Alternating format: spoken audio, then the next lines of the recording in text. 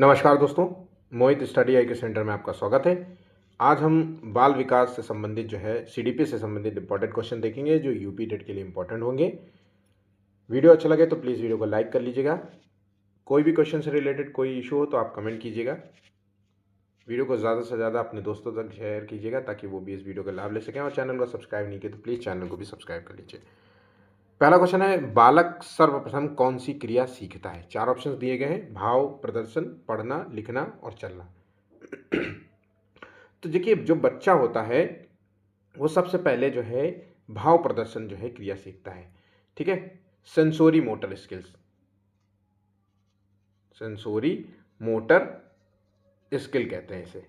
इसमें क्या होता है, बच्चा जो है अपने जो है सेंसेस का प्रयोग करते हुए जो है एक्सप्रेशंस देता है। जैसे डर के समय चौंकेगा और प्रेम के समय जो है खिलखिला के हंसेगा, बोल नहीं पाएगा ना, खिलखिला के हंसेगा, रोएगा, भूख लगने पे रोने लगेगा।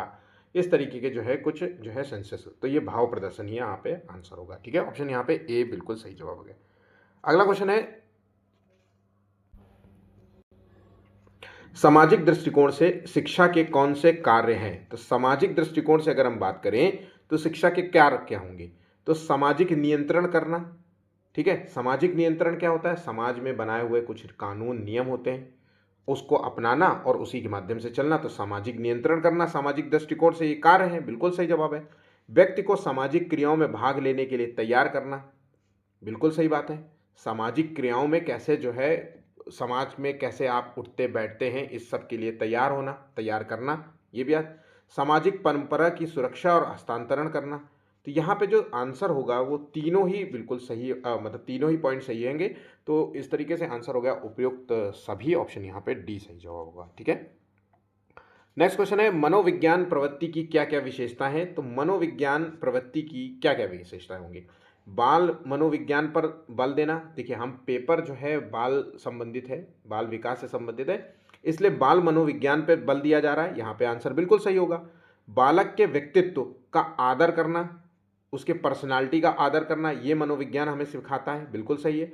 व्यक्तिगत जो है विभिन्नता के सिद्धांत पर, हर व्यक्ति अलग है, उसके सीखने की शारीरिक मानसिक जो है क्षमताएं अलग हैं, तो इस सिद्धांत पर जोर देता है, ये भी पॉइंट यहाँ पे सही हो जाता है। इस तरीके से अगर आंसर देखा जाए तो ऑप्शन यहाँ पे डी इसका सही जवाब होगा। ठीक है, नेक्स्ट क्वेश्चन है, सामान्य बुद्धि जो का बालक जो है जिसका आईक्यू क्या होगा? सामान्य बुद्धि वाले बालक का जो आईक्यू होता है वो 90 से 110 के बीच में होता है। ठीक है, तो सामान्य बुद्धि वाला बालक प्रायः अवस्था में बोलना सीख जाते हैं। तो सामान्य बुद्धि वाले जो बालक होते हैं वो किस जो है एज की अवस्था में बोलते हैं? तो देखिए, एक बिल्कुल सही आंसर ये है कि जो ऐसे जो बालक होते हैं वो तकरीबन तकरीबन 1 साल, ठीक है, 1 साल जब के हो जाते हैं तब वो बबलाना शुरू कर देते हैं, मतलब माँ, मम्मो, ऐसे जो है बोलने लगते हैं। बुलवाने पे आप वो दो एक शब्द जो है बोलने लगते हैं, तो वो है 11 माह।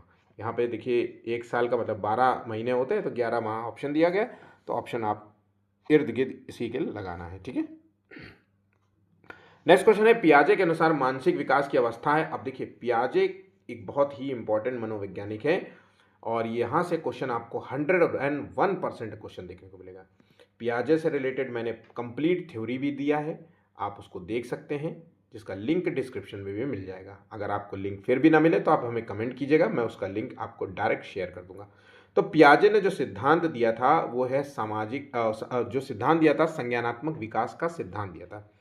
और इस सिद्धांत के तहत इन्होंने, पियाजे भाई साहब ने 4 चरण बताए थे। मानव के बौद्धिक विकास के 4 चरण बताए थे। तो यहाँ पे उसी विकास की बात कर रहा है कि मानसिक विकास की अवस्था है।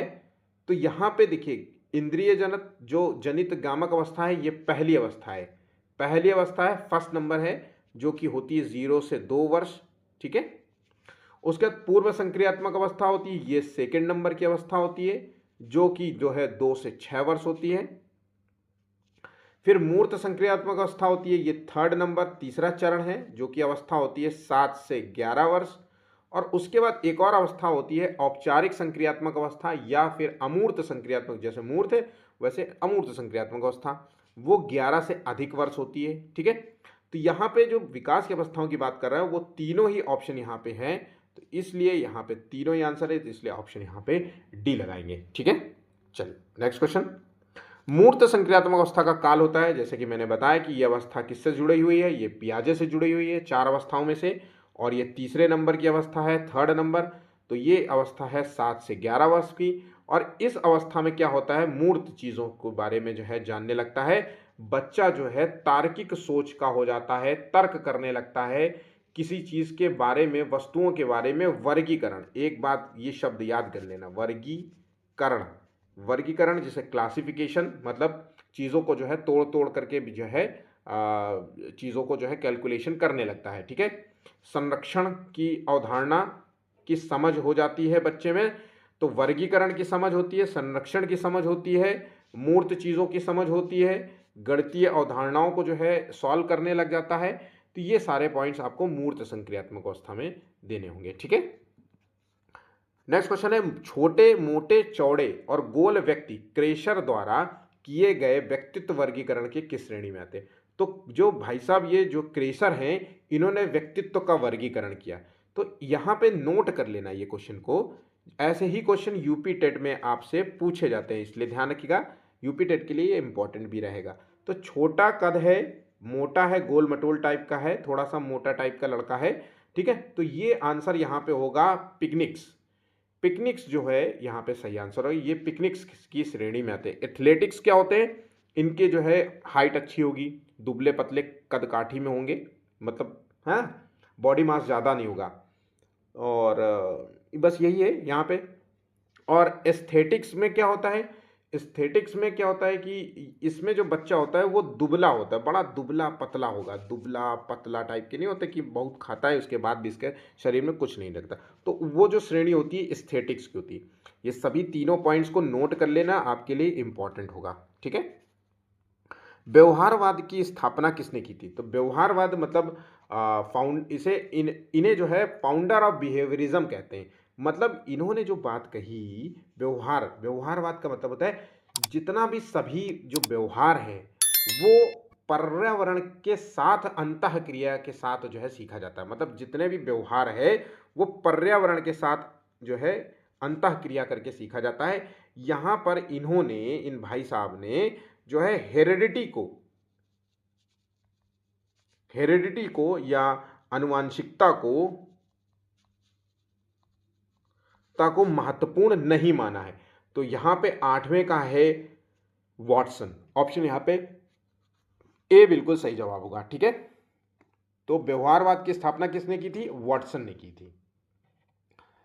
और पावलोव ने क्या, कौन सा सिद्धांत दिया था, शास्त्रीय, इसको भी आप नोट ही कर लो, शास्त्रीय अनुबंधन सिद्धांत दिया था। ठीक है, अनुबंधन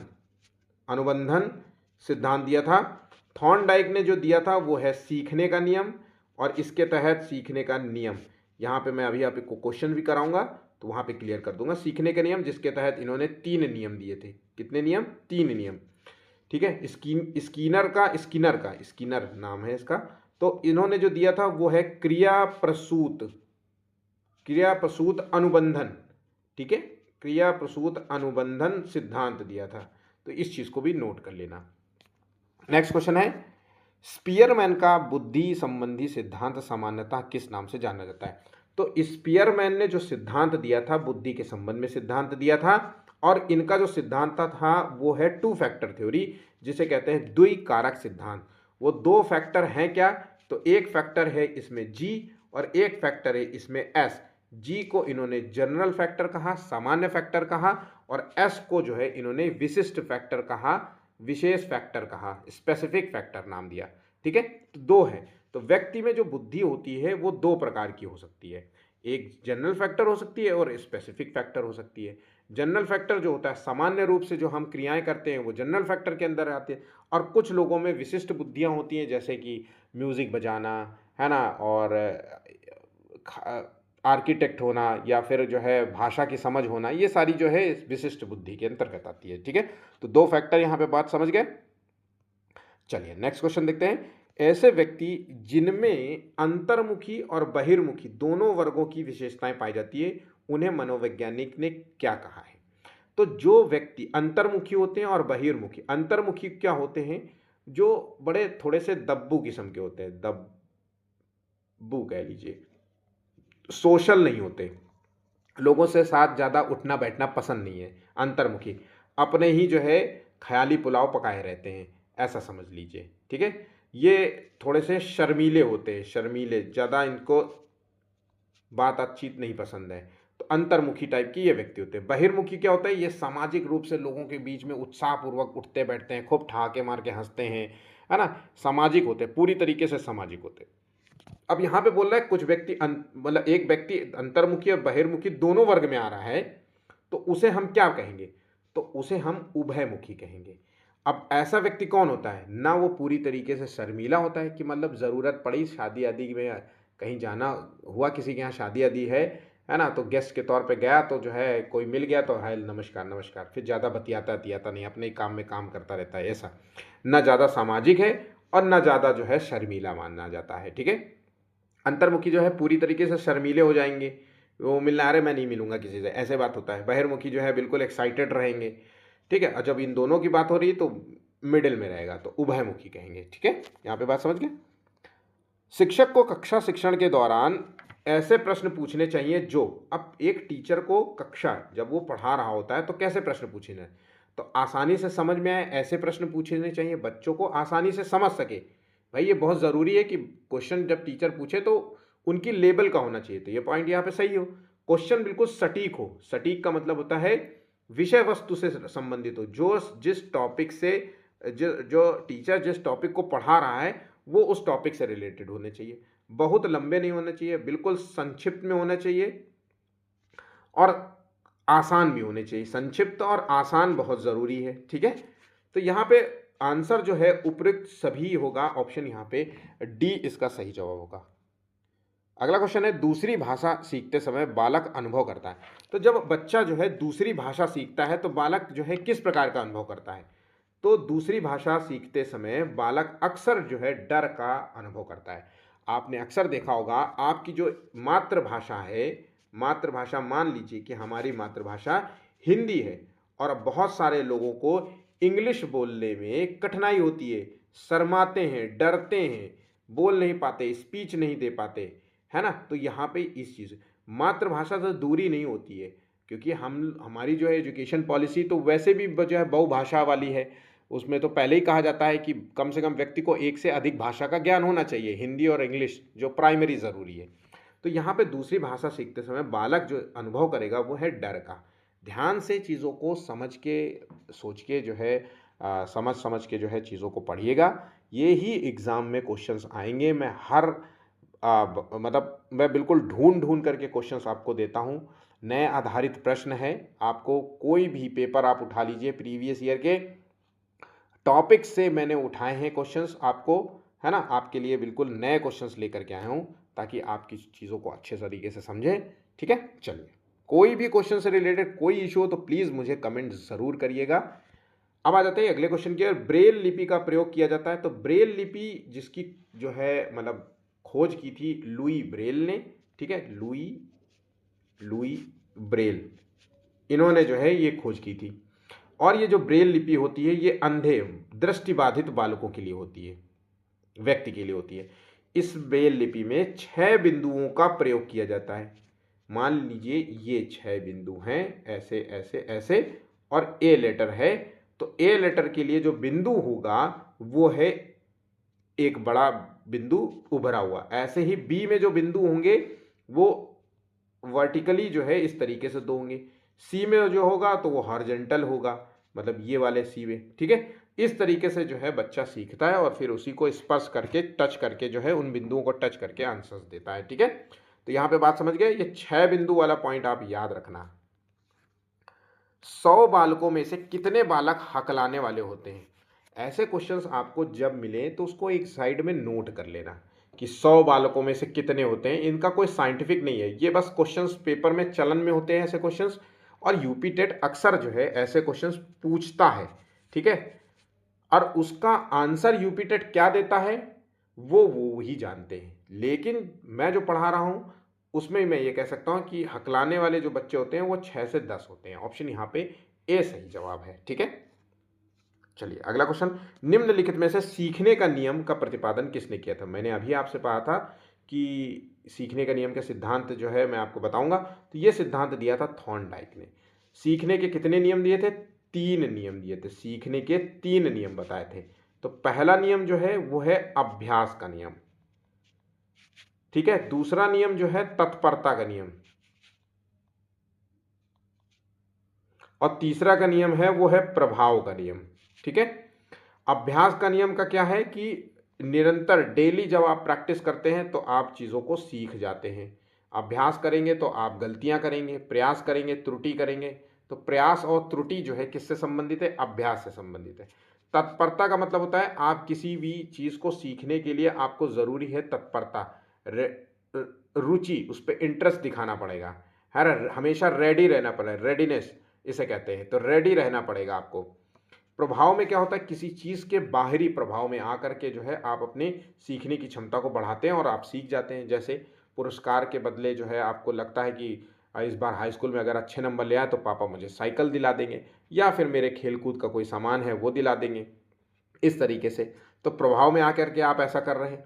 तो यहाँ पे थॉर्नडाइक के 3 नियम थे, वो यही हैं। और अच्छे तरीके से इन 3 नियमों को आप याद कर लीजिएगा, एग्जाम में इससे बाहर कोई क्वेश्चन नहीं बनेगा। ठीक है, शिक्षण का उद्देश्य क्या होता है? तो देखिए शिक्षण का उद्देश्य क्या है? विद्यार्थियों को ज्ञान उपलब्ध कराना, ये इसका मूल उद्देश्य है, या फिर विद्यार्थियों को पढ़ने के लिए प्रोत्साहित नहीं करता है, या फिर विद्यार्थियों को बताता है कि पढ़ने से कुछ प्राप्त नहीं होता।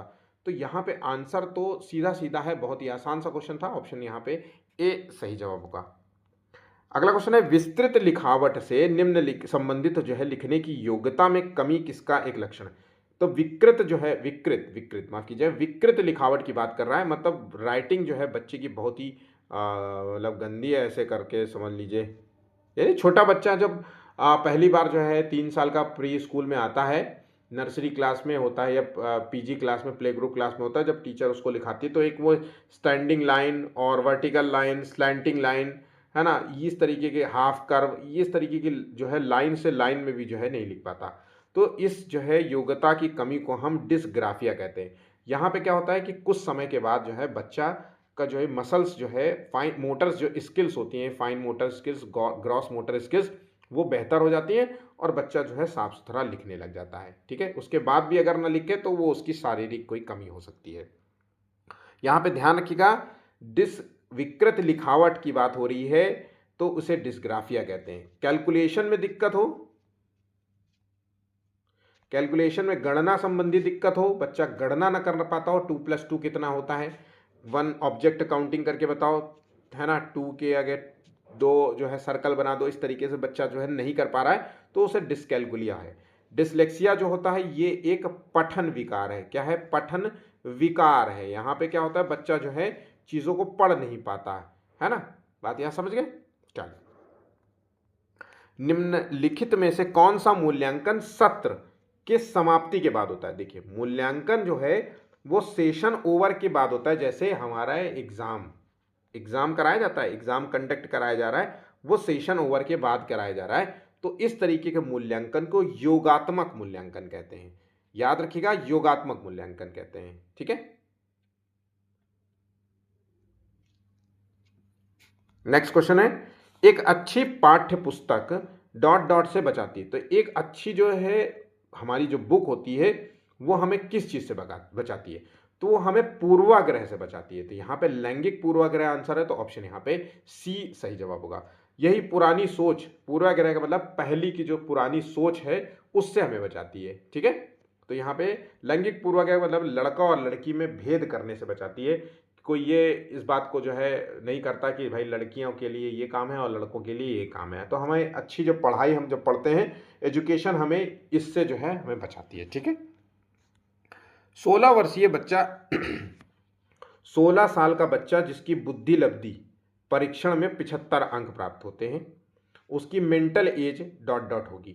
तो देखिए IQ का फॉर्मूला है, IQ is equal to mental age upon chronicle age. Chronicle age का मतलब होता है वास्तविक आयु इंटू 100।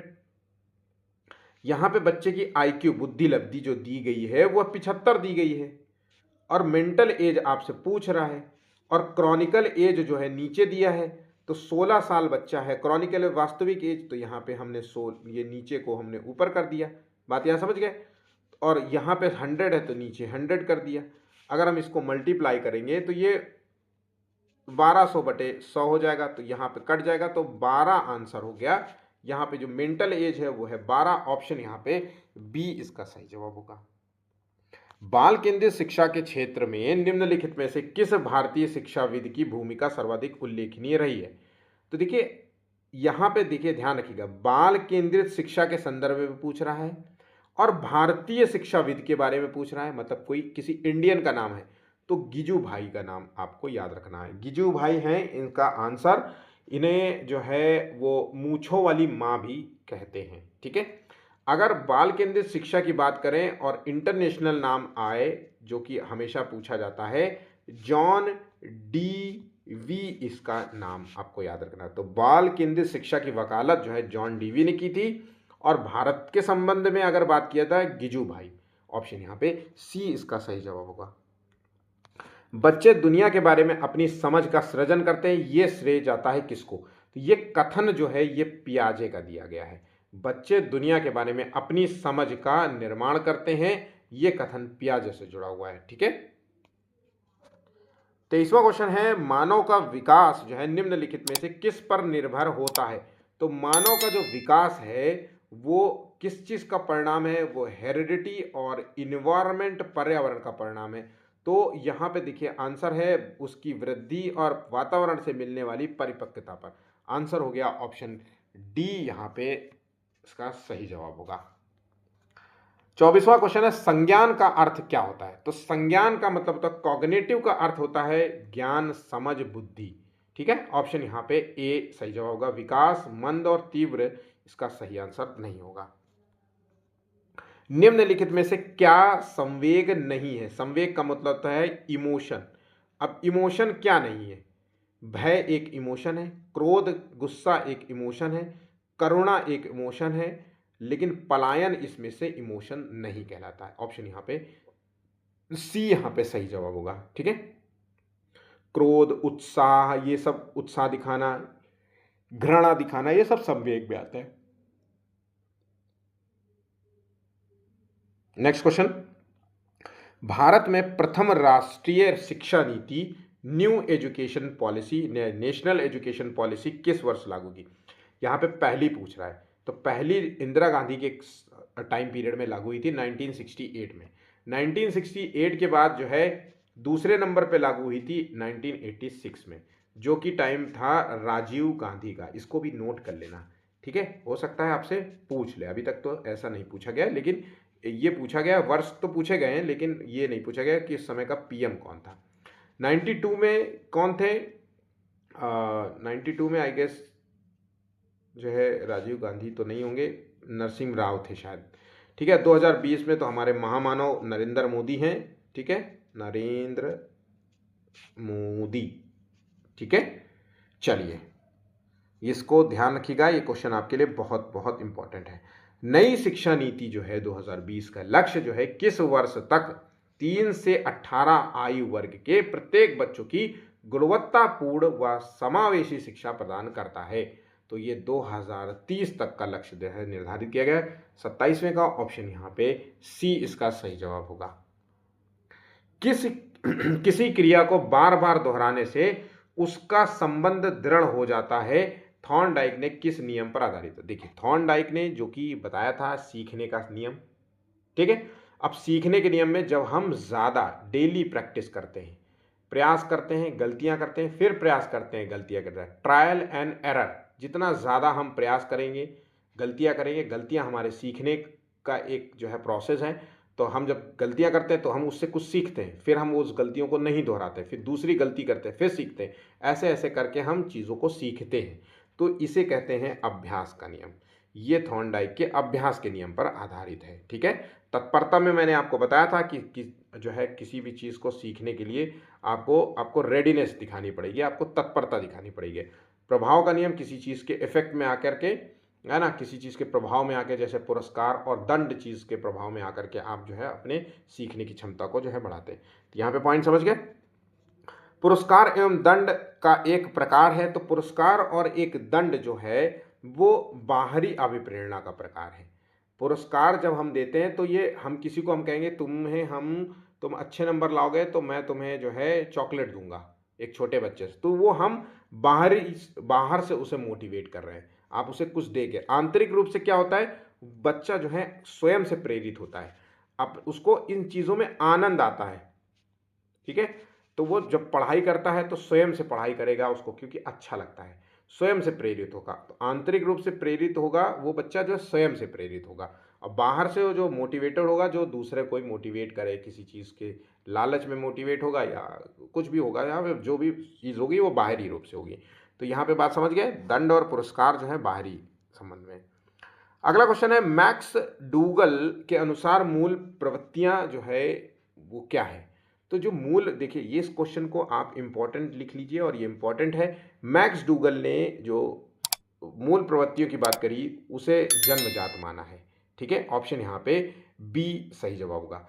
और कितने प्रकार की मूल प्रवृत्तियां डिफाइन की है, 14 प्रकार की मूल प्रवृत्तियां। कौन कौन सी होती हैं, तो कुछ बता देता हूं, जैसे जिज्ञासा, भय, घृणा, क्रोध, रुचि, उत्साह, है ना, ये जो करुणा दिखाना, ये सब जो है मूल प्रवृत्तियों के अंतर्गत आती है, ठीक है।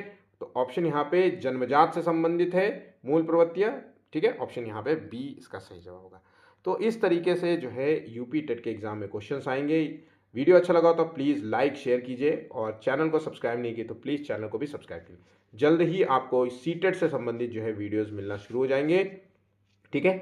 कंप्लीट वीडियो आपको स्टडी मटेरियल मैं आपको दूंगा। यहाँ पे इस चैनल में पढ़ाने के अलावा और कुछ नहीं जो है दिया जाता है कि इधर उधर की बातें आपको बताई जाए, ज़बरदस्ती के जो है वीडियोज़ अपलोड किए जाए, ये सब यहाँ पे नहीं होता है। आप मेरे चैनल को एक बार रिव्यू करके देख लीजिए, आपको सिर्फ जो है वीडियोज़ मिलेंगे, पढ़ाई के अलावा और कुछ भी यहाँ में नहीं मिलेगा। आप हमारे साथ जुड़ सकते हैं। तो आज के लिए बस इतना ही है, धन्यवाद।